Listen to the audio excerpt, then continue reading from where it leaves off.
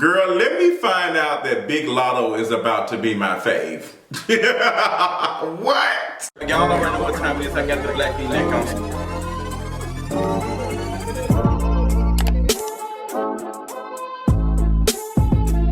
What is going on, y'all? Welcome to another King of Reads video. Girl, happy Thursday, happy week.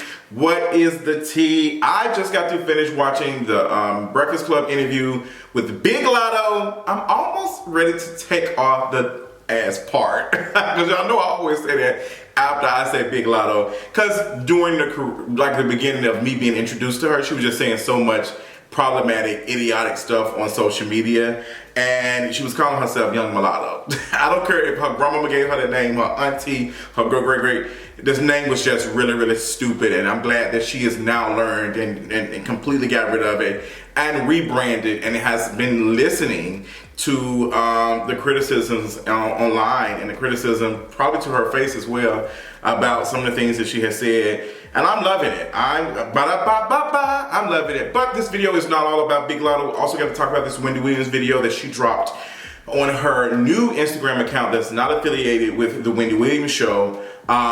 Wendy talked about not being able to access her money from Wells Fargo, and that one of her lawyers was out here doing some shady stuff, like some folks who are in her camp were doing some shady things.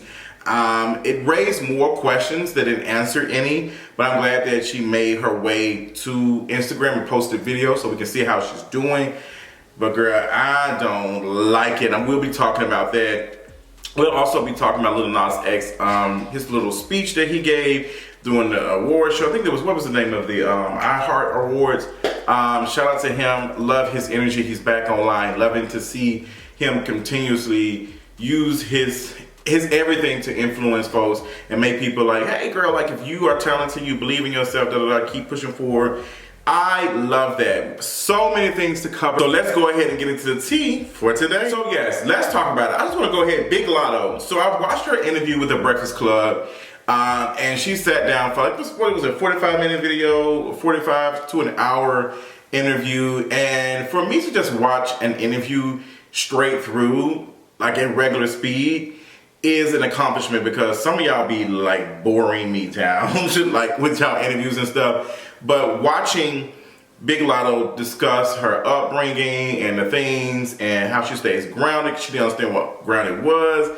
Her talking to Charlamagne, and also answering the question about who was that rapper who was making it more difficult to clear the verse or clear the song, because he had apparently hopped in her DM and was kind of pressed that she didn't respond. She responded. She did not say who the person was, but she talked about so many things that happen to women rappers, female rappers, that is not discussed. And she said, you know, people always say that like female rappers have it hard, but they don't necessarily talk about what it is that they're facing. And I like, this is what, and y'all, I wish I could talk to Big Latto, to be honest. I wish I can talk, like there's some of these artists and stuff, I see so much potential and I see so much like things, and I be want to get a hold of them. I would love to have a conversation with Big Latto, because I am starting to love her. I'm starting to like her. And I know some people was kind of upset at the things I was saying in my last video.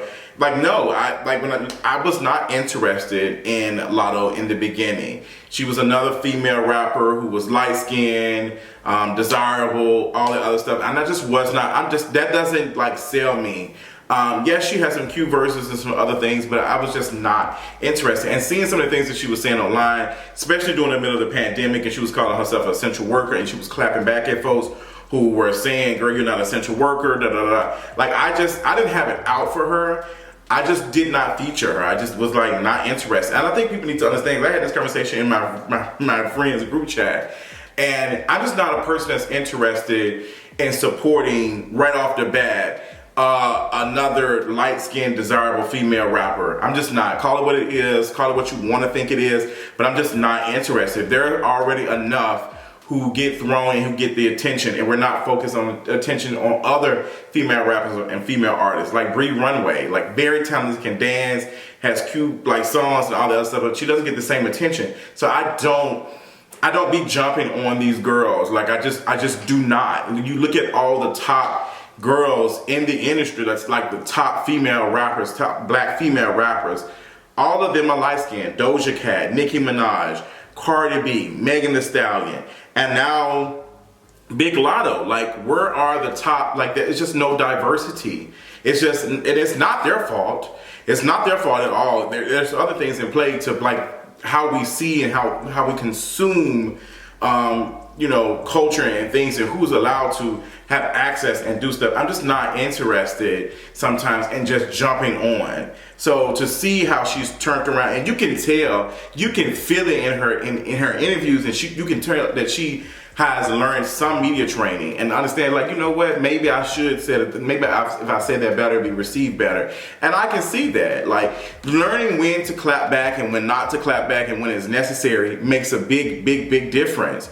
And I don't want to see my, like, artists and stuff I'm listening to always in some mess on social media, always clapping back at fans and stuff, and not really supporting the folks who have been listening to them, been support, like, who going to their shows and stuff. Like, some fan made a comment on her and like, girl, she in this little bit of stage. It is hard, like she said in her interviews, it is hard to sell like that many tickets just for one artist. Like, she had 3,000 people show up for her.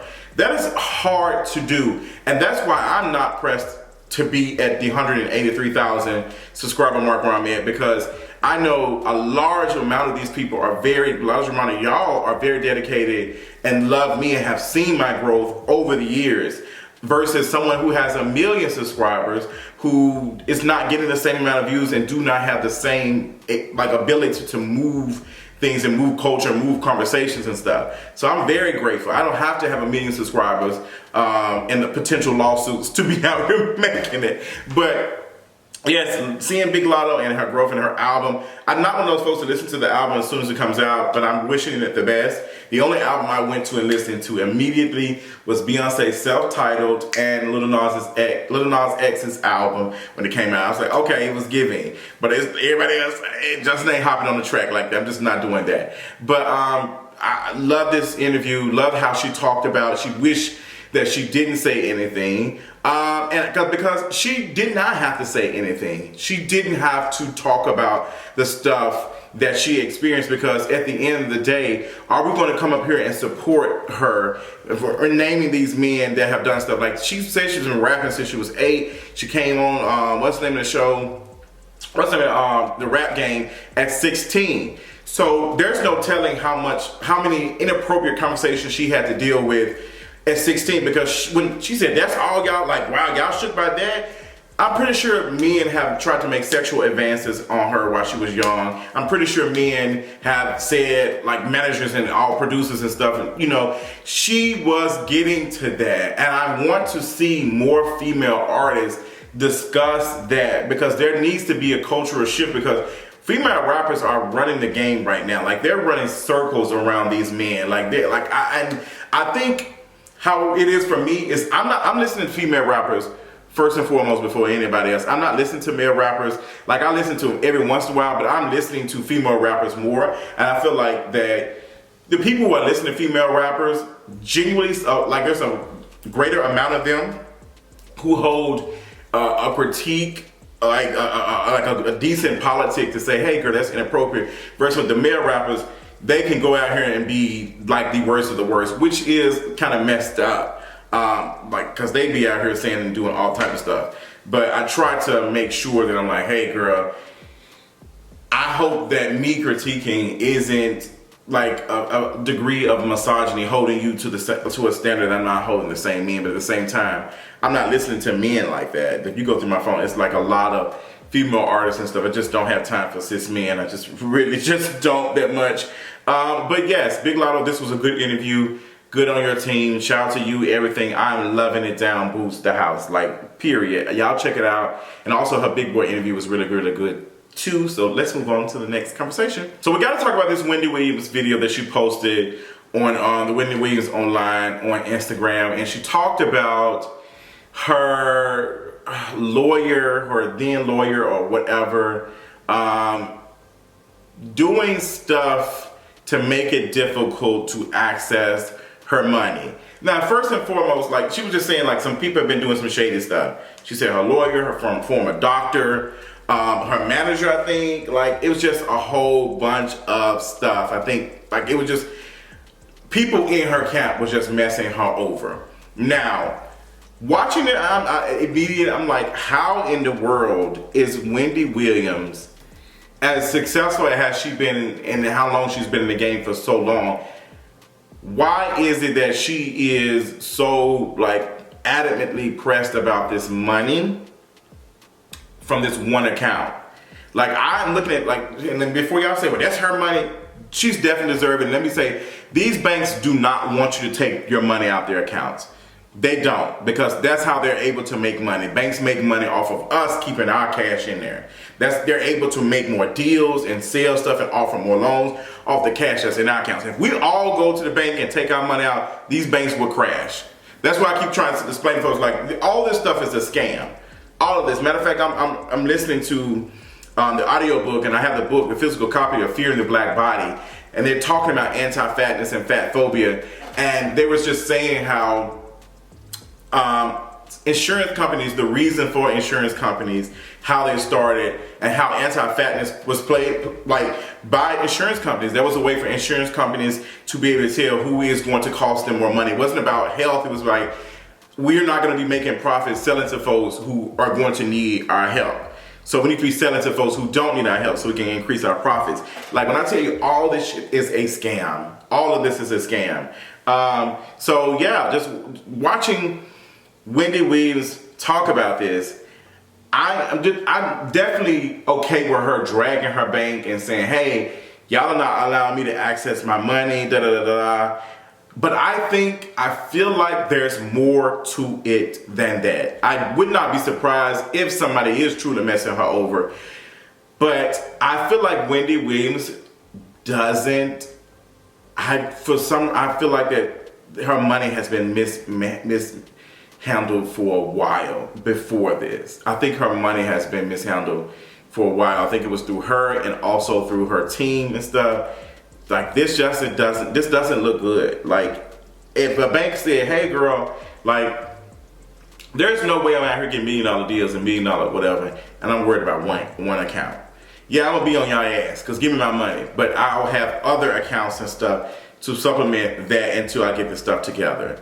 I just don't see her, like I know friends who have not the same level of money as Wendy, but do have a nicer portion of coin, that they don't have all their accounts linked to one account or two accounts. They have the shit spread throughout because anything can happen.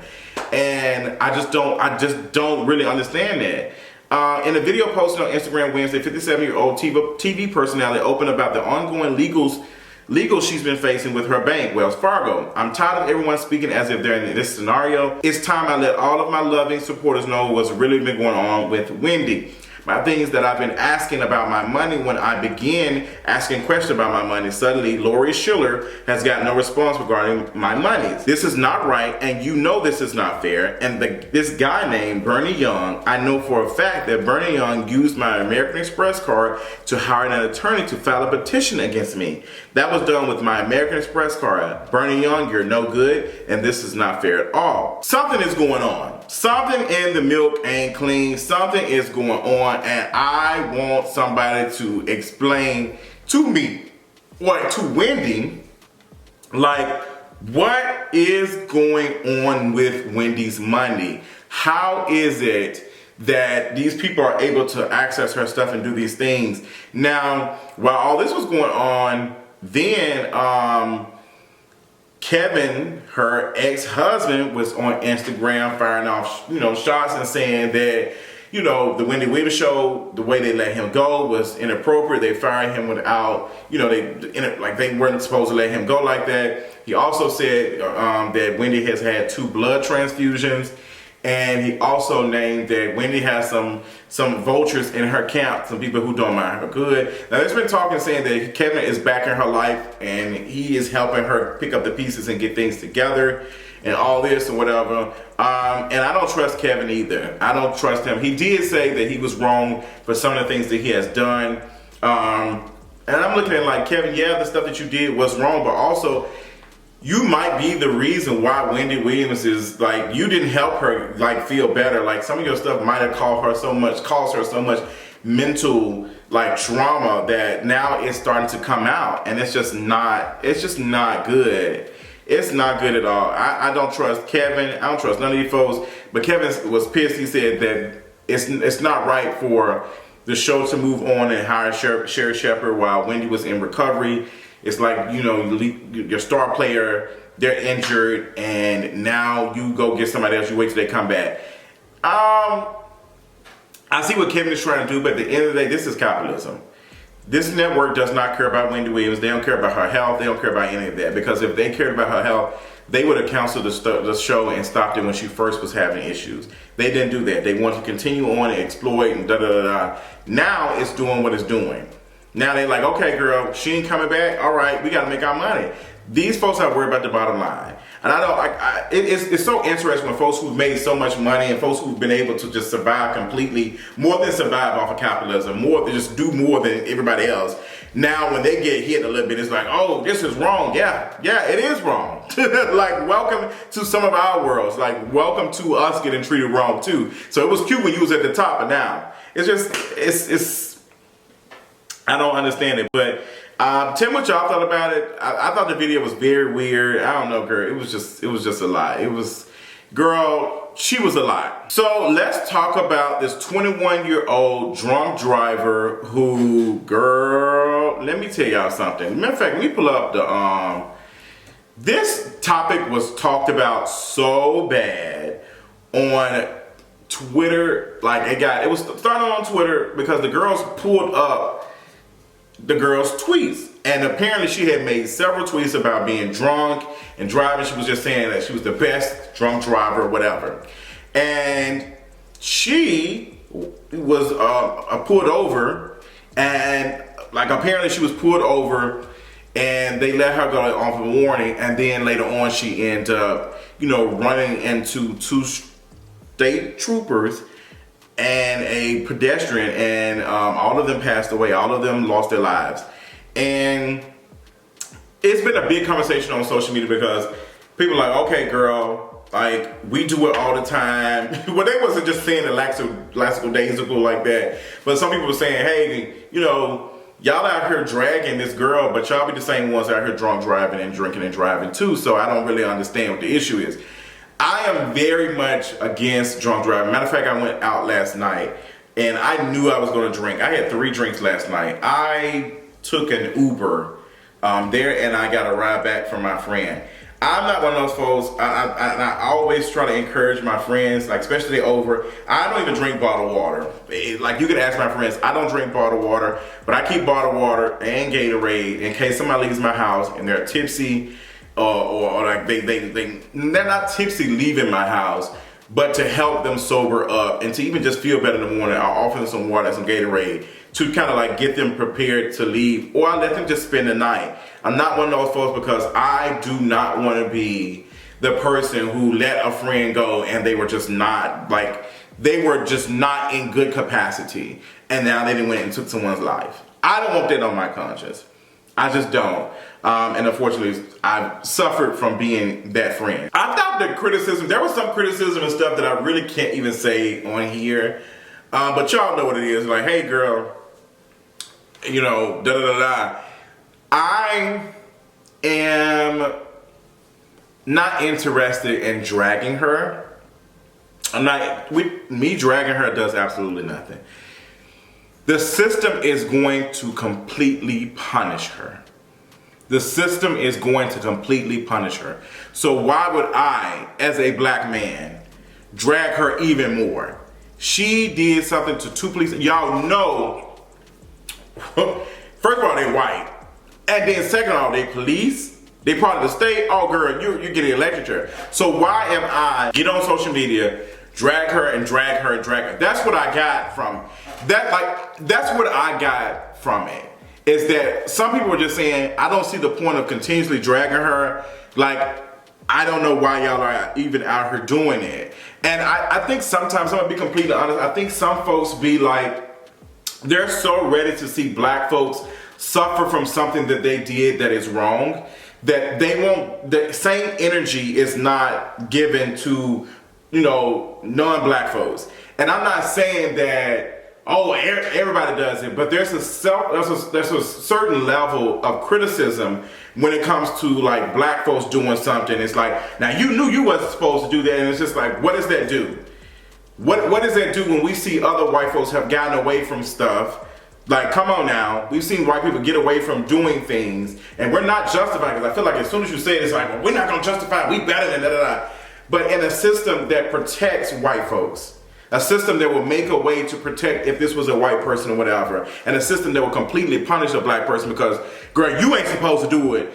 It's just like, that is the conversation I'm seeing that when some people are saying like, hey girl, like, there's no reason for us to be out here dragging her. What does that settle? Like, what does that do when y'all are the same folks who will drink and drive, who will allow friends to drink and drive, knowing you at your limit and still get in the car? So like, girl, if like, it was just weird seeing the conversation, and stuff like this happens all the time, to be honest. Like, it happens. People drive drunk a lot. Like, they do. I've literally seen people do it. And it's no issue. I've literally seen people that say, hey girl, you know, that's not a good thing. I've heard people say, oh, well, you know, I didn't know. It's like, girl, it's not the fact that you didn't. When you are impaired, you are not able to make the best decisions, point blank, period. When you are impaired, you are not able to stop the same, or your reactions are very slow and limited. So something like, anytime you're driving, accidents happen all the time. Accidents happen, a lot of accidents can be avoided. But what happens is people's reactions and stuff. So when you are impaired from alcohol or something, you're not making the best decision. Her name is Jayana Webb, and girl, like, it's just not gonna be good. It's just not gonna be good. But I saw what people were trying to say, and people just didn't take it well. Like, when you say a tweet, when you send a tweet, you post a tweet, people will come out with all types of, this what you meant, this what you meant, and it's just like, no, because you can only say it in so many characters. That's why I enjoy doing videos and stuff, because I can explain it in more than some tweets and stuff. But yeah, it's not looking good for your girl. It's not. So, but I just didn't want to be the person to be out here dragging her too, because, you know, white supremacy gonna do that enough. So there's no reason for me to be out here like, girl, I don't know what to say. So during the 2022 iHeartRadio Music Awards, I think it's iHeartRadio Awards. Yes, Lil Nas X gave a beautiful, beautiful speech, and he talked about like being delusional to be able to, you know, do the work, like believe in yourself, like be delusional, because I was delusional. I would have never thought that I would have got where I'm at. I enjoyed that. I definitely thought, yes, that is delusional. A lot of the things, you know, can be said, oh girl, that was delusional. And we've seen folks over time to come up with inventions and all types of stuff that have gone on to do great things. The things were delusional. People say, oh, girl, that'll never happen. But there's a lot of people who do also hear that's the delusional, and then they don't make it. So, I enjoy those uplifting speeches and stuff, but at the same time, I am very weary of those, because there's not a lot of people who will be able to do what Lil Nas X is doing. And just because Lil Nas X has been able to do it doesn't mean that everybody else has. And I don't think that's what he's saying, but I think I wouldn't be Justin, I wouldn't be the King of Reeds had I not reminded folks like that. We need to also make a world where everybody should be able to have certain things, and everybody should be able to be in a place of love and support and housing and all this other stuff. And everybody's not gonna be able to be a millionaire like Lil Nas X. And although I love that for him, I love him being able to produce the music and stuff that he wants, I am holding back a little bit, because I know a lot of folks who want this type of stuff, and they want it just to be able to survive. Like, and it's a lot, girl. It's really, really deeper than that. But I think he's a very genuine person. I don't take that away from him at all. I think he's a very genuine person. I think he's a loving person. And Lil Nas X does want to see everybody win. You can just see that how he interacts with folks and, you know, who he's creating music and stuff with. You can just tell that there is a lot of carrying bones in his body. And even in his song, and I think about it, he was just saying that, you know, everybody's not going to be able to, like, you know, like, just because you're doing good don't mean you're going to make it. I can't think of what song that is on his album. But he said, you know, just because you're doing it don't mean you're going to get it, girl. And I was like, girl, you right. But I love the interview. He looked amazing. He deserves it. I think Megan Thee Stallion got her award too, and some other folks. So shout out to all the folks who got their things doing the iHeart Radio Awards, girl. But yeah, I didn't watch it. Did they even air it? How did it? What was it on? I don't even know how that works. But I enjoyed this Kenya Reese video. I hope y'all are having a wonderful day. I hope y'all have a wonderful evening and a wonderful weekend, honey. Tell me what y'all thought about the topics today. Comment below on it and make sure you subscribe to my Patreon. And until next time, I'll talk y'all later tonight. Bye.